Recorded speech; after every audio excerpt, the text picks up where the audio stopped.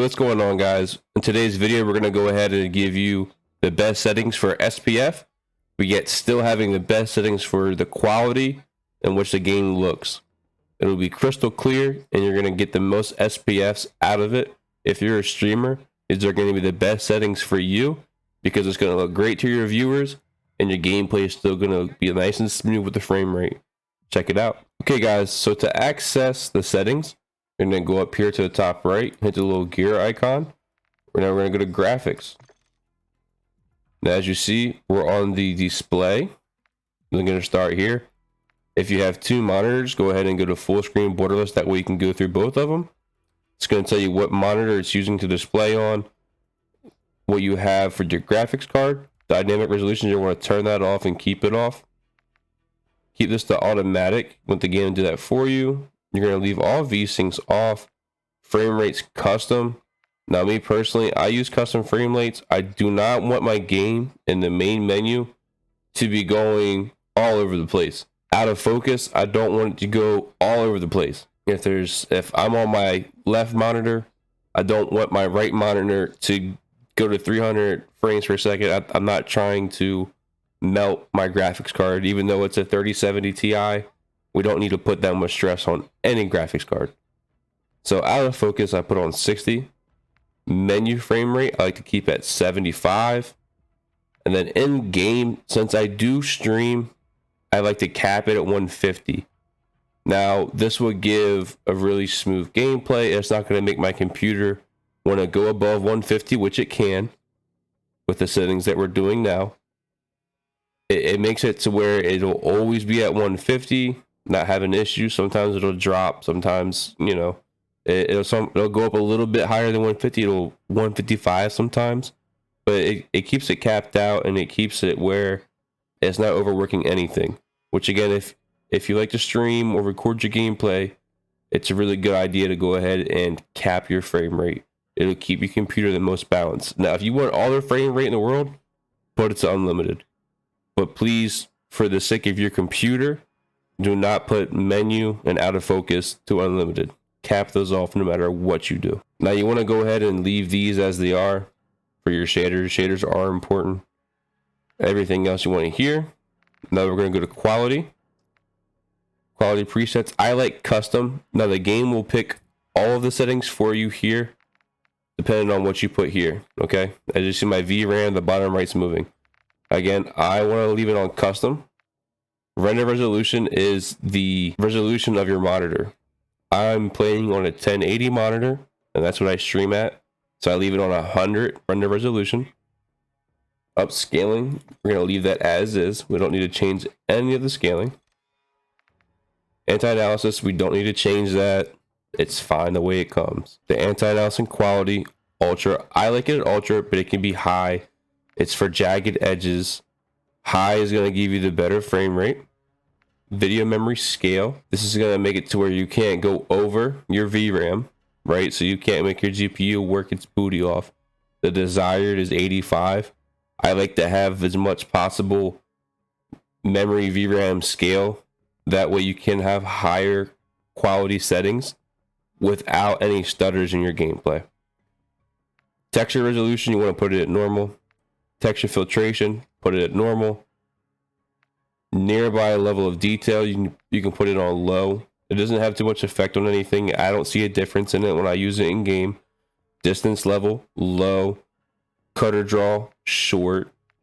Particle quality, high. The level, normal. XK comes high, put it on normal. Shader quality, high. Tessellation, near's fine. You don't need to put it on all, because that does affect it. Terrain memory, I like to put it on max. On-demand texture streaming, you turn that off. I don't like the game doing that.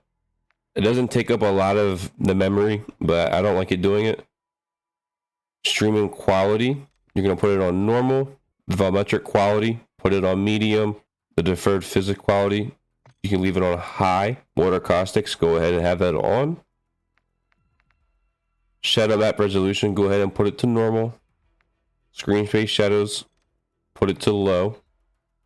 Spot shadow quality, put it to medium. Spot cache, medium. Particle lighting, normal. Ambient occlusion, both. Now, with the shadows, these are what normally affect your frame rates the most. Now, even a high-end rig like mine with a 3070 Ti, I still prefer to have these on medium.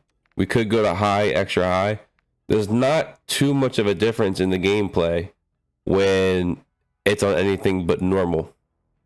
It's just going to be a little bit darker. Personally, I don't even want it darker. What's going to happen? We're just going to have somebody camping in that shadow. So normal, if there's a guy on top of the building, you're still going to see his shadow. You're still going to know where to go, where to aim. And it's going to give you a lot of frames per second back.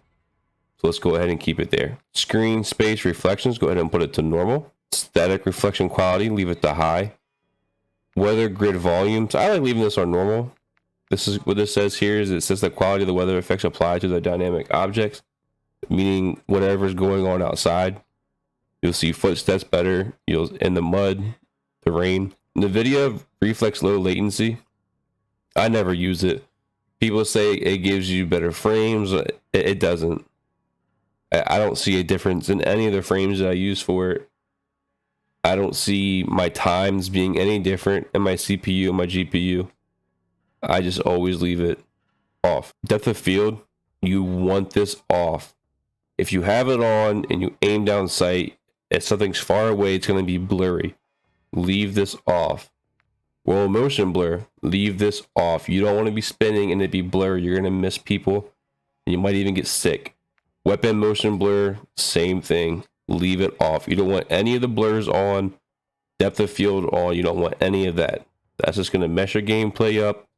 Game's going to look bad. Don't do it. Field grain, leave it alone because we didn't touch any of the stuff up here. Apply. Field of view, 120, guys. Get the best out of it that you can. And you're going to want to put this to affected. Aiming down sight zooms to a value closer to the field of view setting. Only applies to low magnification levels. Leave it affected. So this is a pretty cool setting. Weapon field of view. So this makes your weapon look bigger or smaller. So it's like an extra little bit of field of view. So you might as well just go ahead and put it on wide. What wide does is it makes the gun look smaller in your hand. To me, this gives me the best feel of recoil. Recoil is pretty bad in the game. This helps with it. Go ahead, try it out. If you don't like it, put it to default.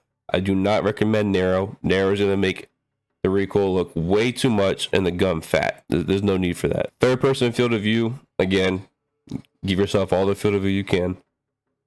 Vehicle field of view, I always leave it on default. I haven't messed around with vehicles too much. I don't play a lot of ground war. If you do, play around with this just like the weapons. First person camera movement, you want these to be least. Same with third person. The least amount of camera movement, the better. Be more accurate. You'll be more stable in gameplay. You want this to least as always. Alright guys, that's all for today's video. If you made it this far, thank you so much. I really appreciate it. It means a lot to me. Make sure you hit the like button and the sub if you're not already subscribed. Also, don't forget to use code McNasty at MILF checkout. You can visit them at milfsrus.org. Go ahead and you get a 25% discount on all MILF accessories. Also, guys, use code McNastyTV at checkout when you get your G Fuel. Nah, I'm just kidding. We don't have that. But we can if you guys subscribe to the channel and like the video. The more subscriptions, the more likes we get, the more we can get sponsors. And if you guys can help me get sponsors, I'll make sure I can help you guys out as well. Appreciate it, guys. Have a good one.